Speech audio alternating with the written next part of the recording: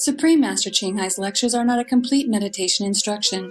Please do not try alone. For free of charge guidance, please visit godsdirectcontact.org or contact any of our centers near you.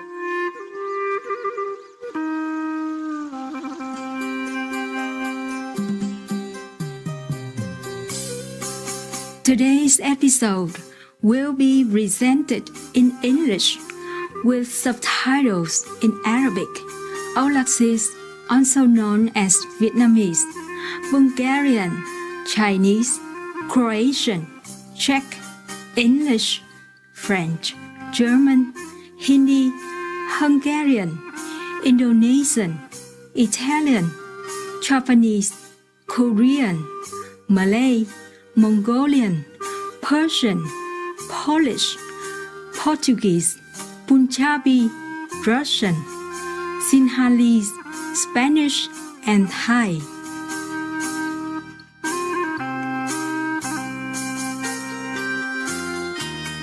Xin gửi lời chào nồng nhiệt đến quý khán giả yêu hòa bình.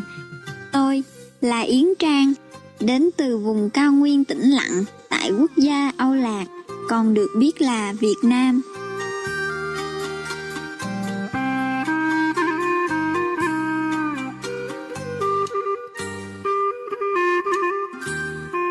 Quốc gia Âu Lạc mỹ miều là sự tổng hòa từ 54 dân tộc anh em và cộng đồng người Mèo luôn là một phần của tổng thể quốc gia Âu Lạc, góp phần làm phong phú văn hóa dân tộc Âu Lạc, Việt Nam.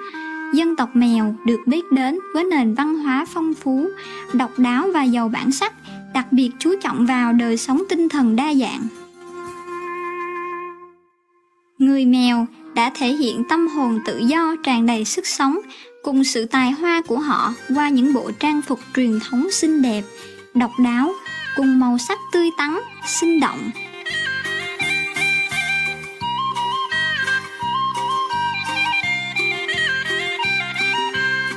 Với tinh thần lao động cần cù và sáng tạo, người Mèo đã tạo nên những ruộng lúa bậc thang nằm trải dài trên các sườn đồi.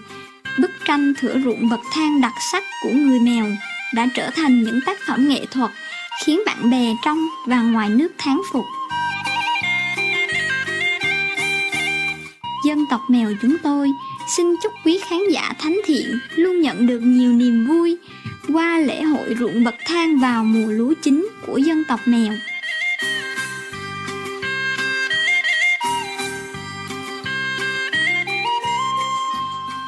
Thật hân hạnh giới thiệu đến quý vị đôi nét về quốc gia Âu Lạc, Việt Nam mến thương của chúng tôi. Kính chúc tháng ngày của quý vị tràn đầy tình thương hoàn mỹ của Thượng Đế.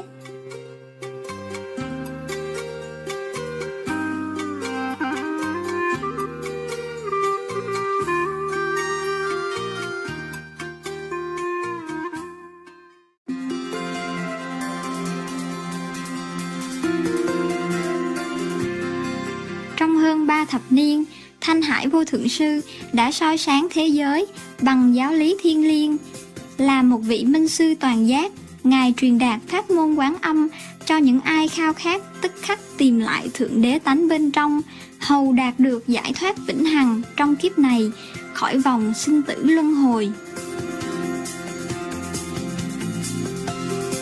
Pháp môn Quán Âm đã được tu tập bởi tất cả các vị minh sư như Đức Phật, Chúa Giêsu, nhà tiên tri Mohammed, hòa bình đến với Ngài, và đạo sư Nanak. Ngài đã nhấn mạnh nếu chúng ta luôn tưởng nhớ Thượng Đế, phục vụ tha nhân một cách vô ngã và tuân theo luật vũ trụ, chúng ta sẽ đạt được tiềm năng tối thượng của con người và thật sự hiểu được mục đích của mình trên địa cầu này. Thanh Hải Vô Thượng Sư là một tấm gương sống phi thường về lòng từ bi. Ngài thường xuyên cứu trợ bằng hiện vật và tài chính, đồng thời gửi gắm tình thương cho những người tị nạn, vô gia cư, nạn nhân thiên tai và những người cần được trợ giúp khác.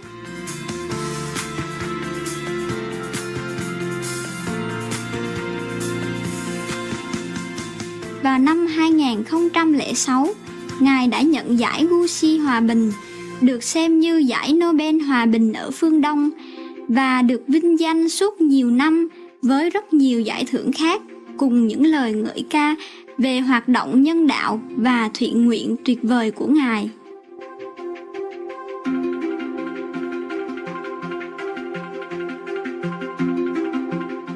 Là tiếng nói chân thành cho các bạn thú xinh đẹp, Ngài khuyến khích lối dinh dưỡng thuần thực vật, hòa bình và bác ái, và những viễn cảnh tươi sáng với sự thức tỉnh của nhân loại về sự thiêng liêng của muôn loài. Một thế giới thuần chay bình yên và huy hoàng nơi các bạn thú và con người sống trong hạnh phúc hòa hợp. Những sáng kiến của Ngài nhằm phổ biến xu hướng thuần chay rất đa dạng, bao gồm phân phát tờ rơi lối sống mới, chuỗi nhà hàng thuần chay quốc tế Loving Hut, truyền hình vô thượng sư, cũng như trao đổi thường xuyên với quan chức chính phủ có tầm ảnh hưởng và nhà lãnh đạo giới truyền thông, cũng như tham gia các buổi hội thảo truyền hình về nhận thức của chúng ta đối với biến đổi khí hậu.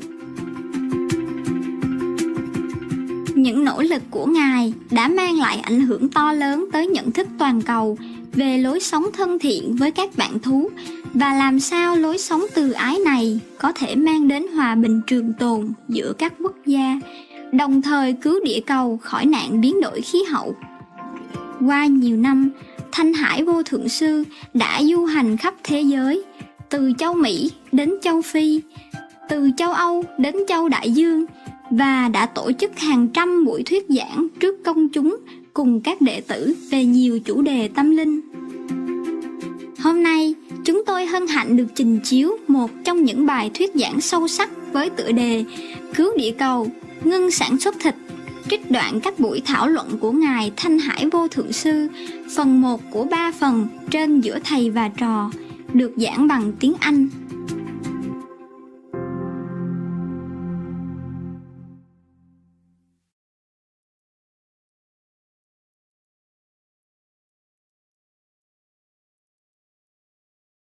You heard an interview with Professor Kirk Smith at the University of California at Berkeley in the US, who said reducing methane would buy us critical time in the fight against climate change.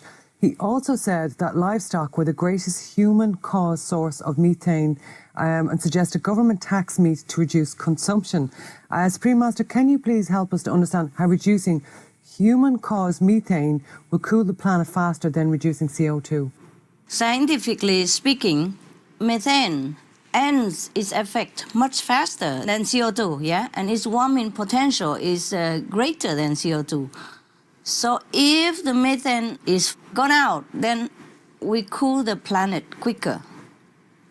And the methane dissipates out of the atmosphere in 9 to 15 years, but the CO2 lingers for an estimated range of 40 to 200 years. So because methane goes out faster and heats up the climate more, so if it goes out, then the Earth cools more and quicker compared to CO2 effect. So the Intergovernmental Panel on Climate Change scientists say that eliminating livestock farming would be the fastest way to bring down methane and cool the planet, thus buying critical time, in the fight against global warming, as they said. So in an interview with the Supreme Master TV, Dr. Kirk Smith stated that the CO2 emissions could still be hitting the planet 1,000 years after they are emitted. Can you imagine? So if we want to see the cooling of our planet in the next 1 or 2 decades, it's more effective to reduce methane first. And because the greatest source of methane on the planet is from livestock, so to be a vegan is the fastest way to reduce methane, thus bring cooling to the planet successfully and fast.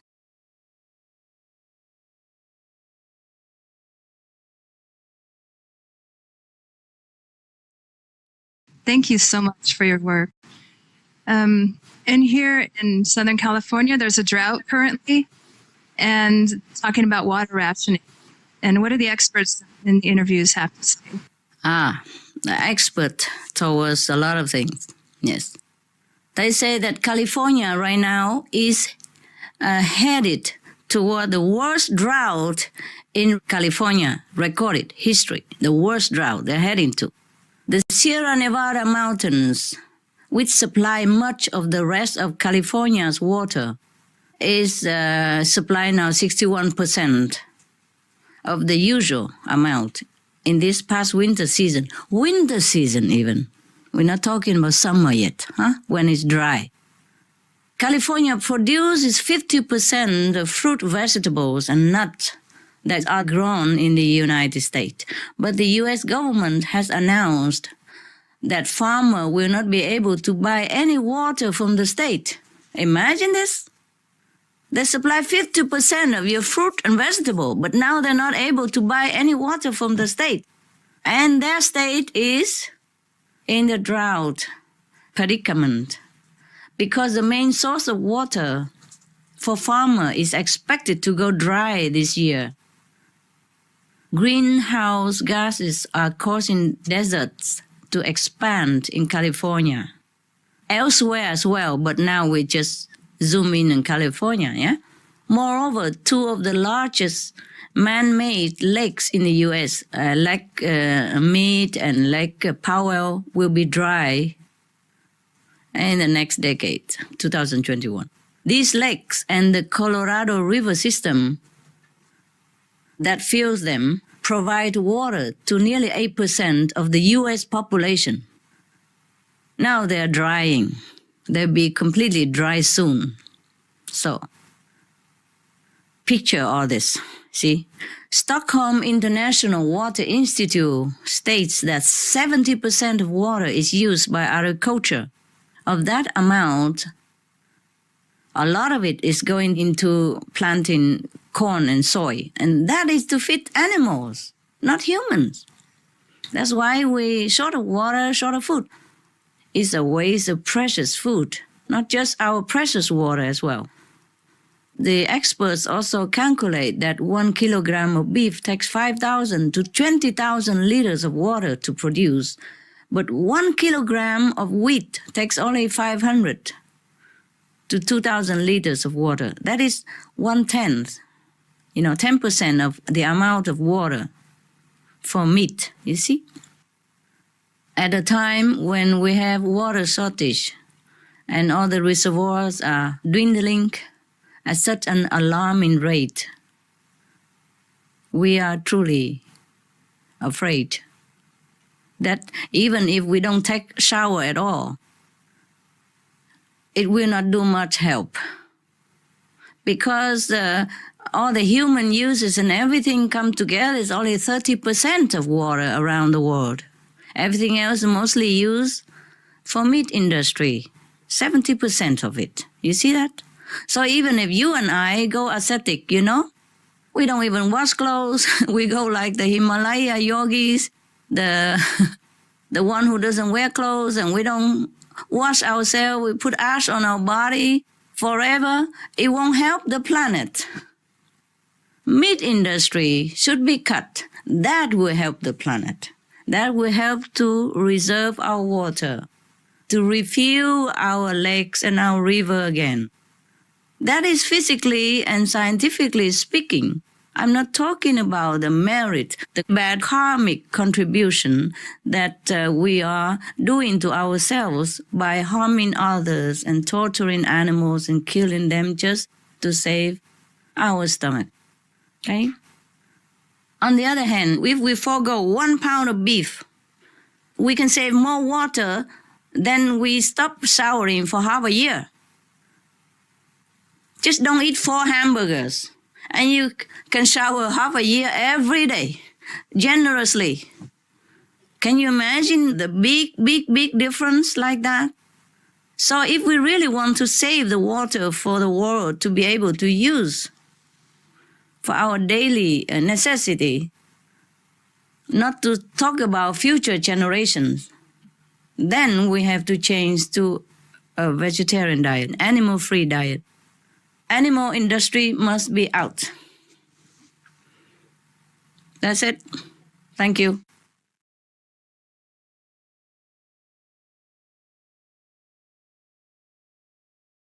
Fishing contributes to global warming primarily by disturbing the complex ecosystems of the world's oceans. Balanced marine ecosystems are extremely important, as more than 2/3 of the planet is covered by oceans. They provide half of the world's oxygen and play a major part in regulating the global climate. So life on Earth truly depends very much on the ocean for survival. In addition, oceans also absorb atmospheric CO2, carbon dioxide, which directly helps to cool our planet. These are just a few among the great things that the oceans do. To disturb the balance of the seas, thus ultimately places our own lives in danger. So we could say that it is in our interest to care for the oceans if we want to survive, and all the life that they contain, including fish. Fish farms are like on-land factory farms. They have similar problems environmentally, with impact that includes polluting the bodies of waters. The farmed fish are contained in big netted areas of the ocean shore with uneaten food, fish waste, antibiotics, or other drugs and chemicals that pass into the surrounding waters, where they harm our ecosystems and polluted our drinking source. Depleting wild fish stocks. Also, fish like salmon that are eaten by humans are usually fed huge amounts of other fishes like anchovies. Studies have found that for every kilo of salmon that is sold in a supermarket, 4 kilos of wild fish have to be caught to feed the salmon. This practice also endangers sea animals, like sea lions and birds that are thought to be a threat, are often harassed with firecrackers or loud underwater speakers, causing pain, disorientation, and hearing loss. To marine mammals and others are often even shot dead. These are just a few of the problems associated with fish farming, which have become bigger as the fishing has increased. So the issues arising from related industries like the production of food for salmon have also been on the rise. In Peru, for example, fish food is made from anchovies, which causes illness for the adults who are closely involved in its production, as well as asthma and skin disease in young children from the toxic smoke that pours out onto the streets from the factories, along with pollution to the nearby ocean waters, of course. This fish production also affects bird population, with some like the guano bird having declined by 90% in number. So the result is that consumers can buy cheap fish, but it comes with a very heavy, expensive cost to our children's health and a degraded environment. Meanwhile, if we say that the ocean ecosystems are dependent on fish populations to be balanced, then those ecosystems are extremely imbalanced right now. Scientists estimate that more than 90% of the ocean's big fish have disappeared over the last 50 years due to commercial fishing. They warned that at the present rate of fishing, there will be a global collapse of all species being fished by 2050. and say that recovery efforts need to be started immediately. So what we are seeing from these fish and marine life are signs of distress. And from the oceans themselves, we are seeing other signs such as warming temperatures, rising sea levels, increasing acidification, and terrible levels of pollution. So global warming is affecting the oceans, which in turn is affecting the fish. This is an equally urgent situation as the one presented by livestock industry. And it has the exact same solution. Stop eating the flesh. Stop killing for food. Stop eating the fish. This will help restore the balance of both the ocean and land immediately. Fish are God creations that we should also care for, respect, protect, not to eat. We should be looking for ways to help the fish, to protect them and all the marine life from the devastating effects of climate change. Once we start thinking in this way, we are in a better position for ourselves, for the fish, and for the planet. Thank you.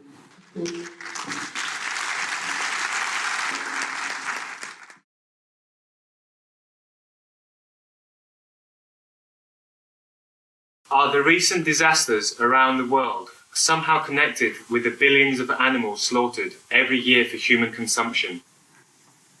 Of course it is, huh? As you sow, so shall you reap, and like attract like, né? Scientifically speaking, spiritually speaking, we have been warned. So all the disaster that have happened around the world, of course, are connected with human unkindness to the co-inhabitants. That was the price we have to pay for what we have done to the innocents, who have done us no harm, who are also the children of God, who has been sent to earth to help us and to cheer our days. Because generally, humans also have very good merit before they came to earth. And that's why they became human, because of their good merit. So from their good merit, there have been a give and take and deduction and addition. Otherwise, if things have not been canceling out some of the bad retribution, then it would have been worse. Or the earth might have been disappeared altogether already. But luckily, the human also do have some good merit, and they have not run out yet. Some of their good merit have not run out yet. And that's why we are still hanging in here.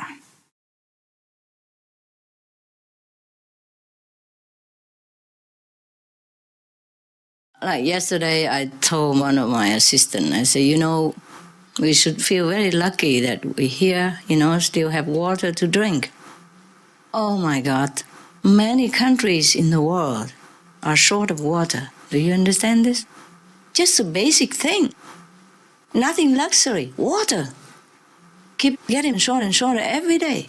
Can you imagine? Some people go even 10 plus kilometers every day just to get water to bring it back to their family. Truly it's like that. In Africa, many countries are like that. And now in India and China, even America, many places became short of water. Basic necessity only. Why? Because they use up all the water from the river to divert it into, big farm factory, like animal farm factory. They have to use a lot of water to give the animals to drink. And then use water to grow the crops for the animals to eat. And when they kill the animals, or before they kill the animal, they have to use water to clean their pens every day and wash it down into the stream. And when they kill the animals, they need a lot of water to clean up also. And when people eat it at home, they also use water again to clean it and to cook it.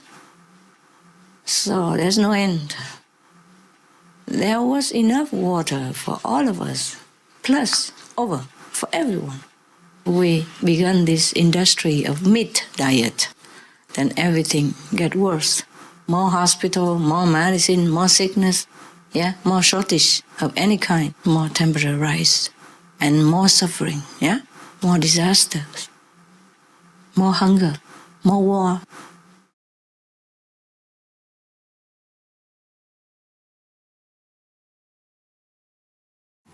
I said killing is never right. Yes. I told the journalist, I wish I could say otherwise. That would make me even more popular. I told him, meat is one of the most powerful industry in every country. If I have not forbid you to eat meat, I would have had more disciples. Easy. We can't. I say the truth cannot be altered, no matter what. I said to him, I put myself even in danger, telling the truth, but I have to save my planet. I don't know if you want to save your planet, but I want to save my planet. I want to save my people. I don't know if you want to save your people. I want to save my people. My people is whom? It's you, your relatives, your friends, your countrymen, your world citizens, your pets, your children, your future great-great-great-grandchildren, the animals, all the harmless, meek, weak, innocent animals. These are all my people. I want to save them all yesterday already. I can't tell any otherwise. Even if we have another alternative plan to save the planet without going the whole country vegan, how? How many more people have to die? You understand me? For that, because of meat diet, because of the harmful effect of meat industry. How many more countries have to be eroded, financially kaput, for a piece of meat that we put in our mouth? How many more islands, nations have to sink for that piece of meat that we put in our mouth? How many millions more refugees, climate refugees, we want to look at for that piece of meat that we put in our mouth? How many billions more animals we want to see cram, suffer, agonizing in those cram, small crate factory we want to see? For that little piece of meat that we put in our mouth, that we could change it. We have tofu, we have all kind of protein nowadays even. It's not like we're starving without meat. It's not. It's not necessary at all to eat meat. Besides, it's poisonous. It's been proven already. Not to talk about climate change, climate refugees or anything. How many more patients we want to see languishing in the hospitals between life and death, or death because of that piece of meat that we put in our mouth? How many more families we want to break up due to this kind of disease and death caused by meat? How many more children we want to see suffer with heart disease, cancers at young age already because of meat diet? How many more family we want to see childless because women who eat meat have very less chance to conceive children? And then how many of this young aspiring mother we want to see going through, this kind of pork and pigs, what they call IVF, Pregnancy, is a painful procedure for husband and wife who have no children, have to go through like artificial insemination. It's very painful, time-consuming, agonizing, and suffering. And the hope is not 100% even. Not like you spend a lot of money, a lot of time, stressful, fighting inside with each other even because of stress for a child. Not that you go through all that, then you have a child, 100%. No, not all of them are working. And how much more suffering we want to see just for that piece of meat that we could change for a better piece of protein. It's the same protein, it's just one a second hand from animals, the others direct from what the animal eat and digest it, and then become the meat. It's such a waste. And how much more energies we want to waste into producing meat. How much more grains, food we want to waste to raise animals at the cost of starvation of millions of other people. Right now we have 1 billion people already go back from hunger. Every 5 seconds a child dies from hunger. Every 5 seconds. While I'm sitting here talking to you, how many childs dying or dead already? How many more we want to see? How long we can afford to bargain in the face of this suffering of our own kind and of the animals, of the environment. I can go on forever, but I didn't prepare my speech. It's all really not worth it. It's all really a degrading choice to eat meat. We can't bargain. We can't say, well, let's take it easy. We probably have a better idea, a better plan than vegan. What better plan? What better plan? Even if we have better plan, suppose we have better plan, should we choose it? Should we choose a better plan than vegan, which save billions of lives, save the animals, save our children, save our planet? Should we choose a second plan? A plan B? There is no plan B. Even if there is a plan B, it's not humane to choose a plan in disregarding the suffering of our own kind, of other beings on this planet, and of the danger that we're facing, the climate change, which will easily destroy the whole planet. And, probably all or most of the beings on this planet. Sometimes people say that the meat industry, being so powerful as it is, they can lobby anything, lobby government, lobby Congress, lobby Parliament even, to support their business. To them, it's just business. But to the people, to the consumers, it's life and death. It's suffering or happiness. It's intelligence or dull-wittedness. It's not a business. A business should be providing to the people what they need to benefit them. And then, meanwhile, benefit yourself as well.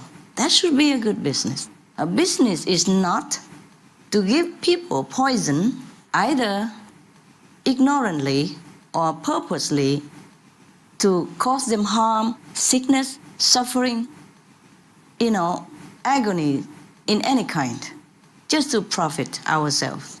That is not a proper business.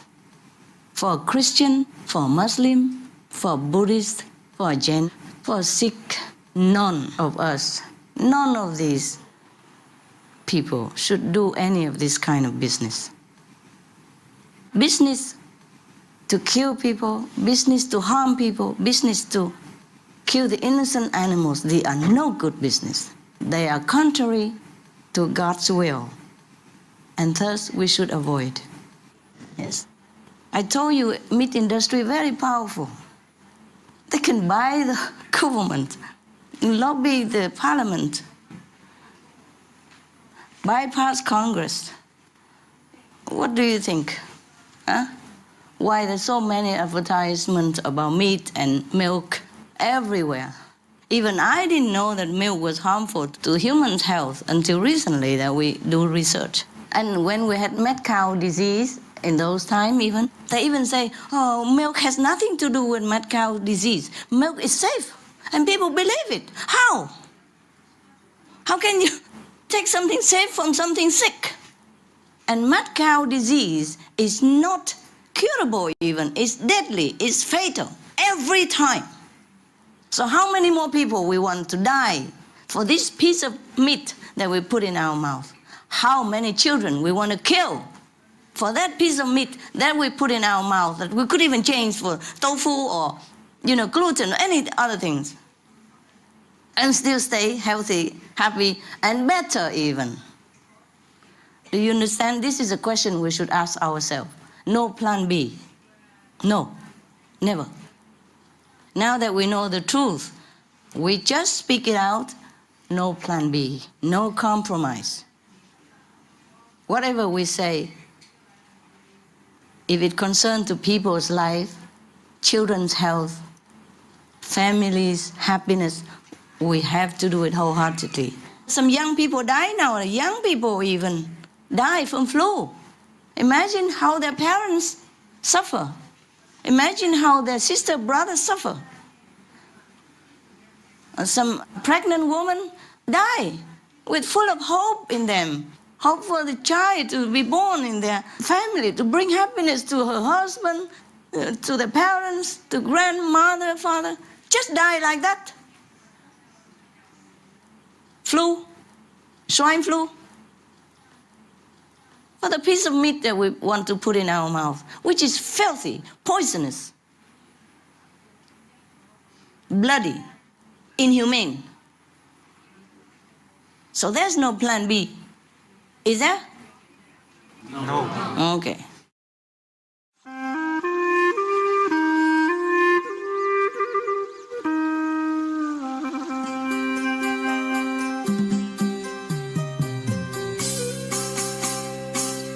Quý khán giả khả ái, cảm ơn quý vị cùng theo dõi chương trình hôm nay tựa đề Cứu địa cầu, ngưng sản xuất thịt, trích đoạn các buổi thảo luận của Ngài Thanh Hải Vô Thượng Sư, phần 1 của 3 phần trên Giữa Thầy và Trò.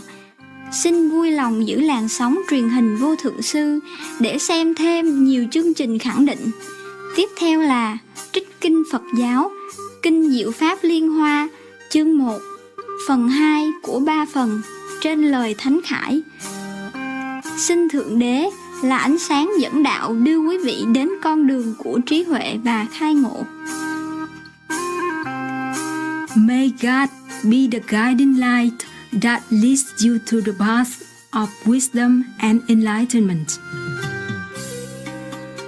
For more details, please visit suprememastertv.com/BMD.